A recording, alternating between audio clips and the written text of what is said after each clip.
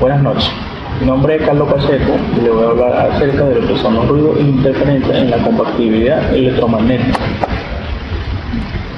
Ruido y compatibilidad electromagnética. Bueno, el objetivo de este video es hacer una pequeña introducción a qué son los ruidos y su influencia en la compatibilidad electromagnética, que cada vez cobra mayor importancia en el mundo industrial. Últimamente ha habido un gran aumento de los equipos electrónicos, tanto industriales como domésticos, para que puedan convivir en armonía. Se tiene que cumplir un mínimo de normas, tanto de generación de perturbaciones como de inmunidad frente a ellas.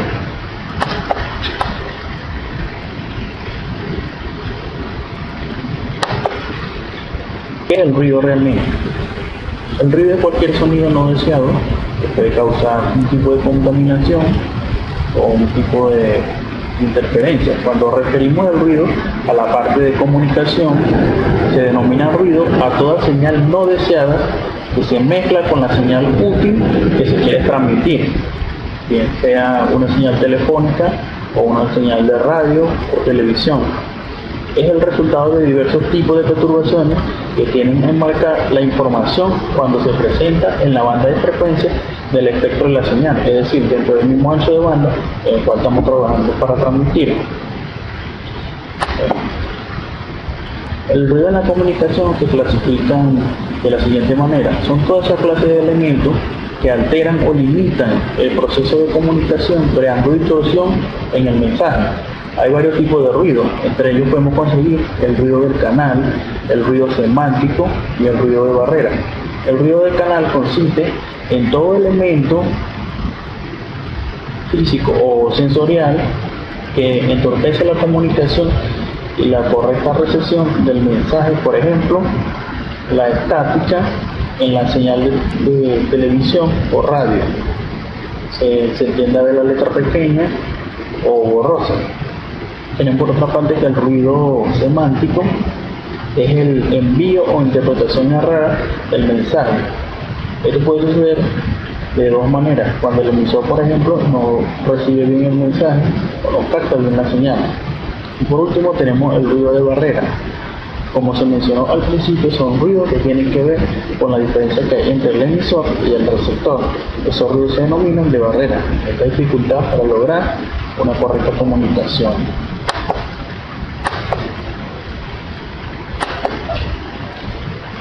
¿Qué es la compatibilidad electromagnética o CEN? La compatibilidad electromagnética se define como la actitud de un dispositivo, aparato o sistema para funcionar en su entorno electromagnético de forma satisfactoria, sin producir perturbaciones electromagnéticas intolerables para cualquier otro dispositivo situado en el mismo entorno. ¿Qué queremos decir con esto? En forma general, la compatibilidad electromagnética es la capacidad que tiene un dispositivo de funcionar sin interferir en otro dispositivo que emite señal electromagnética que está en un entorno. A eso precisamente se refiere la compatibilidad electromagnética, ¿vale? Que los dispositivos puedan funcionar uno entre sí sin interferir uno con el otro estando en el mismo entorno.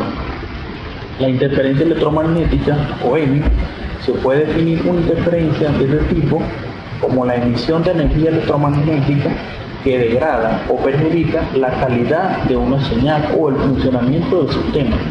Los elementos básicos que pueden ser examinados cuando existe un tipo de condición de perturbación son las fuentes de interferencia, el sistema de perturbación y el canal de acople entre ambos. Estos son los tres factores fundamentales que debemos estudiar cuando tenemos este tipo de situación.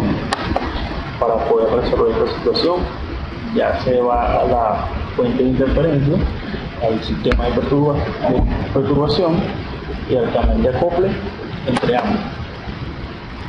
Los tipos de perturbaciones electromagnéticas. Vamos a hablar un poco de qué son estos tipos de perturbaciones. Las perturbaciones de baja frecuencia o EF se producen en las instalaciones principalmente por conducción, bien sean cables de fibra óptica o cables coaxiales, y tienen un rango de frecuencia entre 1 a 5 MHz. Y las perturbaciones de frecuencia baja, de alta frecuencia,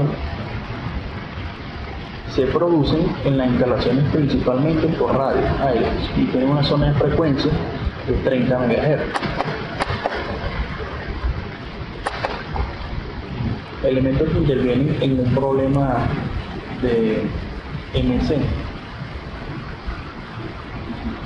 Se puede deducir que las tres vías para eliminar la interferencia serán suprimir la emisión en la fuente, hacer el camino de acoplamiento poco efectivo, hacer el receptor menos sensible a las emisiones. Mecanismo de propagación de las EMI. Según el medio de propagación que utilice la perturbación, se clasifican como EMI conducida, EMI de acoplamiento, capacitivo, inductivo y EMI de radiada. La EMI conducida tiene una frecuencia de menor a 30 MHz y se dan por cable de alimentación y de señal y de tierra. La de acoplamiento reactivo también tiene un rango de 30 MHz, capacitivo alto voltaje, inductivo de grandes corrientes. La radiada se da a una frecuencia mayor de 30 MHz. Son frecuencias internacionales. Conclusión. Es un hecho conocido que actualmente vivimos inmersos en un ambiente electromagnético provocado tanto por la radiación voluntariamente emitida por diversos equipos como emisoras de radio, televisiones, radares, entre otros, como por la radiación no intencionada de otros equipos. Por consiguiente, la solución a los efectos nocivos podrá encontrarse mitigando la emisión de la fuente, incrementando la inmunidad del receptor o amortiguando la propagación de la perturbación en el medio de acople, de manera que se reduzca la interacción emisor-receptor. Como todos sabemos, vivimos en un mundo donde la compatibilidad electromagnética cada vez va avanzando y la influencia de los ruidos también.